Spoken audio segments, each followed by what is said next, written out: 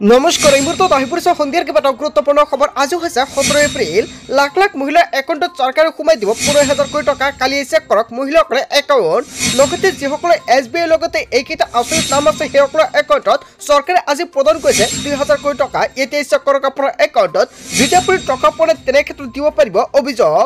কেৱল ইয়াই নহয়, অকাপ আইনক লৈ কেইবাটাও গুৰুত্বপূৰ্ণ নিৰ্দেশনা প্ৰদান কৰিছে উচ্চতম ন্যায়ালয়ে। লাখ লাখ PMUY চৰকাৰৰ আবেদন কৰা প্ৰত্যেকজনে লাভ কৰিব PMUY চৰকাৰী প্ৰথম কিস্তিৰ টকা। যদি আপুনি নতুনকৈ PM কিষাণৰ বাবে আবেদন কৰিছে তেনে ক্ষেত্ৰত আপোনাৰ বাবে এটা ভাল খবৰ। অতি শীঘ্ৰে PM কিষাণৰ 20 নম্বৰ কিস্তিৰ লগতে আপোনাৰ একাউণ্টত লাভ কৰিব 2,000 কোটি টকা। লগতে কেইবাটাও ৰাজনৈতিক খবৰৰ লগতে অৰাজনৈতিক খবৰ যুগুত কৰা হৈছে আজিৰ দিনটোতে। গোটেই অসম তথা ভাৰতৰ বিভিন্ন প্ৰান্তৰ পৰা যুগুত কৰা হৈছে কেইবাটাও ডাঙৰ খবৰ। এনেবোৰ খবৰ নিতৌ পাই থাকিবলৈ চেনেলটি ছাবস্ক্ৰাইব কৰি ভিডিঅ'টো এটা লাইক কৰিবলৈ নাপাহৰিব। আজিৰ আমাৰ প্ৰথম গুৰুত্বপূৰ্ণ খবৰ হৈছে অসমবাসীৰ বাবে এটা ডাঙৰ খবৰ। ওয়াকাপ আইনক লৈ ডাঙৰ নিৰ্দেশনা উচ্চতম ন্যায়ালয়ৰ। কেন্দ্ৰক 7 দিনৰ ভিতৰত উত্তৰ দিয়াৰ নিৰ্দেশনা জাৰি কৰিছে। যুক্তিৰে থকা কৰিলে বিপক্ষৰ অধিবক্তাই। আইন যুঁজত শক্তিশালী ৰূপত মুছলিম পক্ষৰ অধিবক্তা। ওয়াকাপ বাই ইউজাৰ এতিয়া সলনি নহয়। ওয়াকাপ বোৰ্ডত হিন্দুৰ এণ্ট্ৰি হ'বলৈ দিয়া নহ'ব এনেকুৱাকৈ মন্তব্য কৰিছে। কাৰণ হিন্দুৰ বোৰ্ডত কোনো মুছলমান নাই। বিপক্ষৰ 5টা বিশেষ যুক্তিক লৈ চৰকাৰলৈ নিৰ্দেশনা উচ্চতম ন্যায়ালয়ৰ। সলনি নহ'ব নেকি এনেকুৱাকৈ কেইবাটাও গুৰুত্বপূৰ্ণ মন্তব্য কৰা হৈছে। সলনি কৰিব নোৱাৰিব অকাপ সম্পত্তিৰ স্থিতি। চলি থাকিব আইনী যুঁজ। পৰৱৰ্তী শুনানি দিন 5 তাৰিখে ধাৰ্য কৰা হৈছে। হয় বন্ধু বান্ধৱীসকল, পৰৱৰ্তী শুনানি দিন ধাৰ্য কৰা হৈছে 5 মে'ত। ইয়াৰ বিষয়ে জনতাই কি ক'ব? যদি জনতাৰ কিবা মন্তব্য কৰিব লগা থাকে আপোনালোকৰ মন্তব্যটো নিশ্চয় কমেণ্ট কৰি জনাই দিব। লগতে আজিৰ ভিডিঅ'টো সকলোৱে বেছিকৈ শ্বেয়াৰ কৰি দিব। তাৰপিছত অসমবাসী ৰাজুক জনাইছোঁ আমাৰ পৰৱৰ্তী গুৰুত্বপূৰ্ণ খবৰ। লগতে ডাঙৰ খবৰ, 1 মে'ৰ পৰা বন্ধ হ'ব দেশৰ সকলো টোল গেট। লগতে বন্ধ হ'ব ফাষ্টাগ ব্যৱস্থাও। ফাষ্টাগৰ পৰিৱৰ্তে GPS প্ৰক্ৰিয়াৰে সংগ্ৰহ কৰিব টোল। সকলো বাহনত অনবোৰ্ড ইউনিট লগাই কৰা হ'ব এই প্ৰক্ৰিয়া। কেন্দ্ৰীয় পথ পৰিবহণ মন্ত্ৰী নীতিন গাডকাৰীয়ে কৰিলে ডাঙৰ ঘোষণা। হয় বন্ধু বান্ধৱীসকল, এটা বিগ আপডেট প্ৰকাশ পাইছে পৰিবহণ বিভাগৰ তৰফৰ পৰা। তাৰপিছত অসমবাসী ৰাজুক জনাইছোঁ আমাৰ পৰৱৰ্তী গুৰুত্বপূৰ্ণ খবৰ। লগতে ডাঙৰ খবৰ, ওয়াকাপ আইন বলবৎতাৰ পিছতে মছজিদৰ লাউড স্পীকাৰক লৈ আহি গ'ল কঠোৰ নিৰ্দেশনা। আৰক্ষীৰ অনুমতি অবিহনে লাউড স্পীকাৰ বজালে বিহা হ'ব জৰিমনা। কোনো ধৰ্মীয় স্থানত বেছি জোৰেৰে লাউড স্পীকাৰ বজাব নোৱাৰিব। কেৱল এয়াই নহয়, টেণ্ট হাউচৰ পৰা লাউড স্পীকাৰ লোৱাৰ বাবে প্ৰয়োজন হ'ব আৰক্ষীৰ অনুমতিৰ। প্ৰশাসনৰ এই নিৰ্দেশনাৰ পিছতে দেশজুৰি চৰ্চা লাভ কৰিছে। লাউড স্পীকাৰ সন্দৰ্ভত দিল্লী আৰক্ষীয়ে জাৰি কৰিছে এই নিৰ্দেশনা। হয় বন্ধু বান্ধৱীসকল, এটা বিগ আপডেট প্ৰকাশ পাইছে। আচলতে দিল্লী আৰক্ষীয়ে যিখন জাননী প্ৰদান কৰিছে ইয়াৰ বিষয়ত জনতাই কি ক'ব? যদি জনতাৰ কিবা মন্তব্য কৰিব লগা থাকে আপোনালোকৰ মন্তব্যটো নিশ্চয় কমেণ্ট বক্সত জনাই দিব। তাৰপিছত অসমবাসী ৰাজুক জনাইছোঁ আমাৰ পৰৱৰ্তী গুৰুত্বপূৰ্ণ খবৰ। লগতে ডাঙৰ খবৰ, ৰেচন কাৰ্ড আৰু অৰুণোদয় আঁচনিক লৈ আহি গ'ল ডাঙৰ খবৰ। 5জনতকৈ কম সদস্যৰ পৰিয়ালে নাপাব ৰেচন কাৰ্ড। অৰুণোদয় আঁচনিৰ বাবে বহু লোকে ৰেচন কাৰ্ডক লৈ সংঘটিত কৰিছিল দুৰ্নীতি। পৰিয়ালৰ পৰা বিচ্ছিন্ন কৰি লৈছে নতুন ৰেচন কাৰ্ড। গোৱালপাৰা, ধুবুৰী, হাইলাকান্দি আদি অঞ্চলত ধৰা পৰিছে বহু বিসংগতি। অৰুণোদয় আৰু চৰকাৰী ঘৰৰ বাবে সুকীয়াকৈ ৰেচন কাৰ্ড লোৱাৰ অভিযোগ উত্থাপিত হৈছে। ৰেচন কাৰ্ডক লৈ শীঘ্ৰে চলিব তদন্ত অভিযান। ৰেচন কাৰ্ড পাবলৈ 2 লাখ টকাতকৈ কম আয়ৰ হ'ব লাগিব। বিসংগতি ধৰা পৰিলে আপোনাৰ বিপদ নিশ্চিত। ৰেচন কাৰ্ড আৰু অৰুণোদয় আঁচনিক লৈ আপুনি বিসংগতি কৰিছে নেকি? যদি চৰকাৰী ঘৰ বা অৰুণোদয় আঁচনিক লৈ আপুনি নতুনকৈ ৰেচন কাৰ্ড বনাইছে তেনে ক্ষেত্ৰত আপুনি পৰিব ডাঙৰ বিপদত।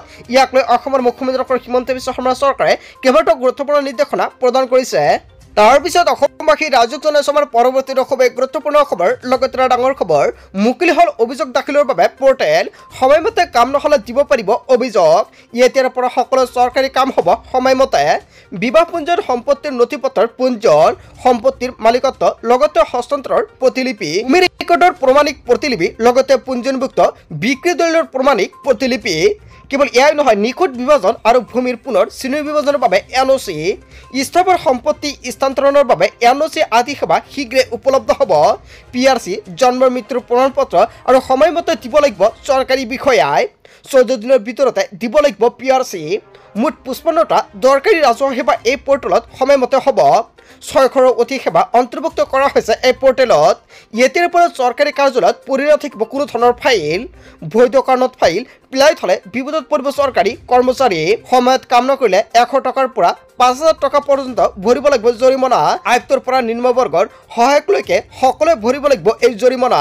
হয় বন্ধুসকল, মুখ্যমন্ত্ৰী ডক্টৰ হিমন্ত বিশ্ব শৰ্মাই এখন নতুন আইন প্ৰণয়ন কৰিছে। কৰিছে ইয়াৰ বিষয়ে জনতাই কি ক'ব লগতে আপুনি দিব পাৰিব অভিযোগ তাৰ বাবে চৰকাৰে টোল ফ্ৰী নম্বৰ মুকলি কৰিছে নিশ্চয় যদি টোল ফ্ৰী নম্বৰটো লাগে নেক্সট ভিডিঅ'ত জনাই দিম তাৰপিছত অসমবাসী ৰাজক জনসমৰ পৰৱৰ্তী খুবেই গুৰুত্বপূৰ্ণ খবৰ লগতে ডাঙৰ খবৰ ৰাজ্যৰ মহিলাসকলক স্বাৱলম্বী কৰি তুলিবলৈ 5খন অভিলেখী আঁচনি ঘোষণা কৰিছে চৰকাৰে এই 5খন আঁচনিৰ জৰিয়তে আপুনি বহুতো স্বাৱলম্বী হ'ব পাৰিব শিপিনীৰ পৰা আৰম্ভ কৰি হস্তশিল্পৰ লগত জড়িত মহিলা টেইলিঙৰ লগত জড়িত মহিলাৰ বাবে আছে বহুতো ফল খবৰ কন্যা শিশুৰ ভৱিষ্যত শৈক্ষিক জীৱন সুৰক্ষিত কৰিবলৈ আছে বহুতো সুবিধা শনিবাৰ নাৰী আঁচনি সুকন্যা সমৃদ্ধি যোজনা বিনামূলীয়া চিলাই মেচিন আঁচনি কেৱল ইয়াৰ নহয় অসম অৰুণোদয় আঁচনি আৰু প্ৰধানমন্ত্ৰী উজ্জ্বলা যোজনা এই 5 আঁচনিৰ জৰিয়তে সামৰি লোৱা হৈছে যোগ্য হিতাধিকাৰী আৰু এই 5 আঁচনি আপুনি কেনেকৈ আবেদন কৰিব মহিলাৰ সৰ্বাংগীন উন্নয়নৰ বাবে এই আঁচনিৰ সুবিধাৰ বাবে কিদৰে যোগাযোগ কৰিব আপুনি হস্ততাঁত শিল্পৰে জড়িত মহিলাসকলে লাভ কৰিব